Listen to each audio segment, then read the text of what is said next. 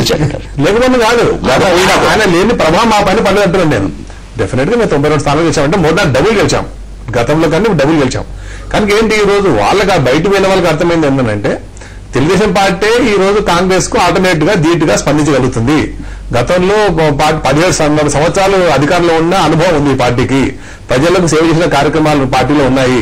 కానీ ఈ పార్టీతోనే బాగుంటుంది, కానీ కొత్త పార్టీ వచ్చి ఇది వస్తుందో లేదో తెలియనప్పుడు దాంట్లో గెస్సింగ్ చేసుకు ఎంతకాలం అని వేచి చూడాలని చెప్పి అని చాలా మంది ఈరోజు తిరిగి వస్తున్నారు.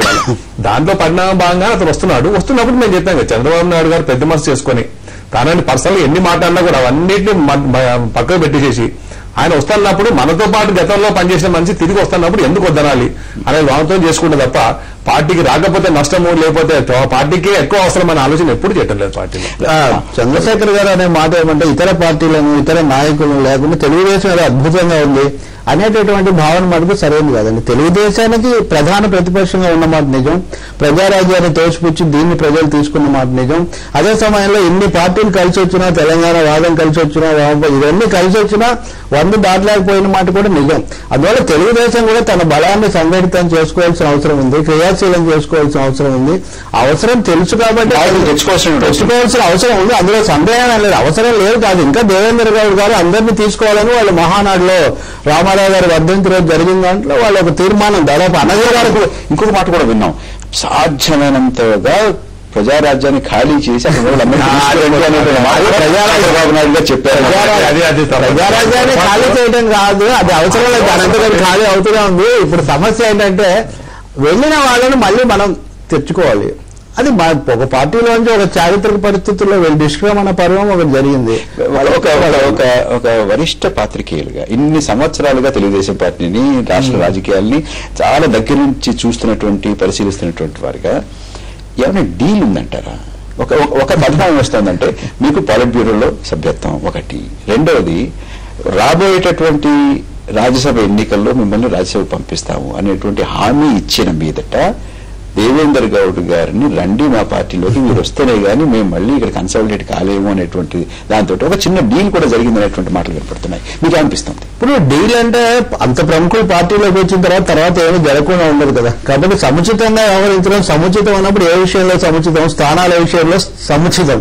అందుకే సముచిత స్థానం కల్పించితేనే కదా వచ్చినందుకు సార్థకత. అందువల్ల అలాంటివన్నీ సహజంగా పార్టీలో అంతర్గతంగా జరిగే ప్రక్రియలు ఎట్లాగో జరుగుతాయి. వీటికి మనం డీల్స్ అంటామో, ఒప్పందాలు, కాంట్రాక్ట్లు, వీటి మీద ఏమి ఉండవు. అది నాయకత్వం ఉండవచ్చు. అది వాళ్ళేమో లేవన్నారు, మామూలుగా అడిగినప్పుడు మాకు అట్లాంటివి ఏం లేవన్నారు. కానీ నాయకత్వం ఒక పరిపక్వత మిగతా వాళ్ళని కూడా కలుపుకుంటే అటువంటి సర్దుబాటు ఏదో చేయడం అయితే చేయకుండా అయితే ఉండదు కదా. ఇప్పుడు ఒక విధంగా వచ్చిన తర్వాత నిర్లక్ష్యం చేస్తే ఇతరులు రావడానికి కూడా అవకాశం ఉండదు. అదేవిధంగా వచ్చిన వాళ్ళు కూడా మళ్ళీ కొత్తగా ఈ సమస్య కొనసాగుతుంది. అయితే వెంటనే యాంత్రికంగా, నాటకీయంగా ఏదో జరుగుతుందని మాత్రం నేను అనుకోవడం లేదు. చంద్రశేఖర్ గారు, ఏమిటి ఒప్పందాలు లేవండి, నో కండిషనల్ ఎంట్రీ. ఎలాంటి లోపాయకారిగా లేదు, ప్రత్యక్షంగా లేదు, ఎలాంటి ఒప్పందాలు లేవు. అతను నేను పొరపాటు చేశాను, తప్పు తెలుసుకున్నానని చెప్పి అతనే చెప్తున్నాడు. చాలా మంది తీసుకున్నారు, ఆయనతో చాలా మంది రావడం లేదు. మొన్న అతనితో పాటు కొంతమంది ఎలక్షన్ లో పోటీ చేసినారు, దాంట్లో కొంతమంది తీసుకొని వస్తున్నాడు. వాళ్ళు వచ్చిన రాని అన్న అందరూ ఎంతమంది వస్తే అంతమంది ఆహ్వానిస్తారు, దానికి ఇబ్బంది ఏం లేదు. చాలా మంది పోయేటప్పుడు వెళ్ళిన వాళ్ళు ఎంతమంది, కనీసం ఆయనతో వచ్చేటటువంటి వాళ్ళందరికీ కూడా ఎక్కడో అక్కడ మేము అడ్జస్ట్ చేస్తాం, ఏదో ఒక స్థానాన్ని కల్పిస్తాం, గౌరవిస్తాం. ఇప్పుడు స్థానాలు పార్టీలో ఎలాగున్నాయి, పార్టీలో మేము పార్టీలో గతంలో సెక్రటరీగా, తర్వాత కింది general joint secretary, army secretaries గా, లేకపోతే జిల్లా స్థాయిలో అకామిడేషన్ ఎలాగో చేస్తాం. దాంట్లో ఇబ్బంది, దాంట్లో ఫిక్స్డ్ స్థానాలు ఏం లేవు, 20 స్థానాలు ఉన్నాయి, దాంట్లో ఎలాగైనా ఆలోచన ఏం లేదు. కాకపోతే అందరూ అడ్జస్ట్ చేసుకోవడానికి వీళ్ళంతా గతంలో ఉన్నవాళ్ళు కదా, కనుక ఉన్నవాళ్ళు కనుక అడ్జస్ట్ చేసుకోవడం పెద్ద ఇబ్బంది ఉండదు మాకు. కానీ వాళ్ళ ప్రత్యేకంగా మీరు వస్తే ఈ పోస్ట్ ఇస్తాము, లేకపోతే స్థానంలో కూర్చోబెడతాం అన్నమాట ఎక్కడ పార్టీ ఎవరికి చెప్పడం లేదు.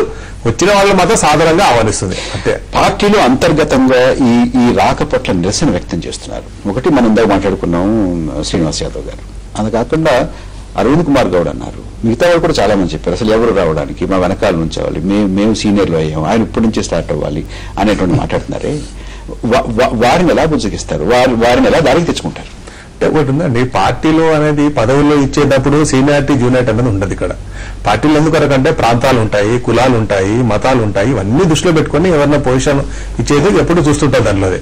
కనుక పార్టీలో సీనియర్ జూనియర్ ఇవన్నీ సీనియర్ అయితేనే పోస్ట్ ఇవ్వాలి, జూనియర్ ఇవ్వద్దంటే కొంతమంది సీనియర్ లేకపోతే ఒకటే కాస్ట్ కమ్యూనిటీకి లేకపోతే ఒకే ప్రాంతానికి చెందేవారు ఉన్నా అనుకోండి, ఇబ్బంది ఏర్పడుతుంది కదా.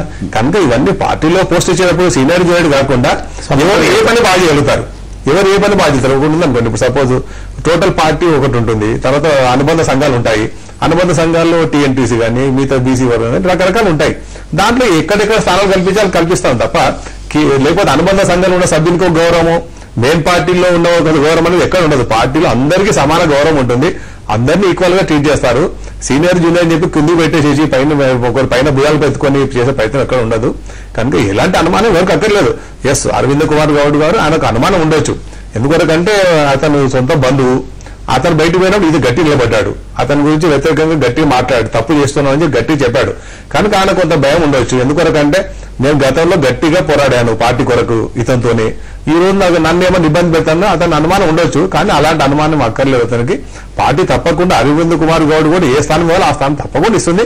అతని యొక్క సర్వీసెస్ కూడా ఏవైతే చేశాడో పార్టీకి మొన్న ఎలక్షన్స్ లో కానీ గతంలో కూడా వద్దన్నం కూడా బలవంతంగా నిలబెడితే నాగేందర్కి వ్యతిరేకంగా ఎలక్షన్ లో 60 సీట్ అది కాదు, అతను నేటివ్ కూడా కాదు ఆ ఏరియాకి, ఆయన పార్టీ తరం నిలబడ్డాడు. కనుక అటువంటి వాళ్ళ సర్వీసెస్ కూడా గమనించి పార్టీ తప్పకుండా గుర్తింపిస్తుంది. రవి గారు ఒకసారి వెనక్కి తిరిగి చూసుకుంటే వీరందరూ అంటే తెలుగుదేశం పార్టీ నుంచి ముఖ్యులందరూ కూడా బయటకు వచ్చినప్పుడు అది ప్రజారాజ్యానికి వెళ్ళడం కానీ లేకపోతే నవ తెలంగాణలో వెళ్ళడం కానీ దేవేంద్ర గౌడ్, పెద్దిరెడ్డి, కోదగిరి విద్యాధర్రావు, తమ్మినేని సీతారాము, కళా వెంకట్రావు, శోభానగరి వీళ్ళంతా వెళ్ళినప్పుడు తెలుగుదేశం పార్టీలో ఉన్నటువంటి ద్వితీయ శ్రేణి నాయకులంతా అమ్మయ్య ఇప్పుడు మాకు ప్రాధాన్యత ఉంటుంది, మేము పెద్ద పదవుల్లోకి వెళ్ళొచ్చు, ఇన్నాళ్ళు అంటే వీళ్ళు ఉన్నన్నాళ్ళు పార్టీ పెట్టిన దగ్గర నుంచి ఇప్పటి వరకు ఉన్నన్నాళ్ళు వీళ్లే పాలిట్ బ్యూరో సభ్యులు, వీళ్లే ప్రధాన కార్యదర్శులు, వీళ్లే పెద్ద పెద్ద పదవులు, వీళ్లే పెద్ద పెద్ద నిర్ణయాలు తీసుకునే వాళ్ళు, మాకు ఏమీ ఇంతవరకు చోటు దొరకట్లేదు, ప్రోస్తోందని అనుకుంటారు.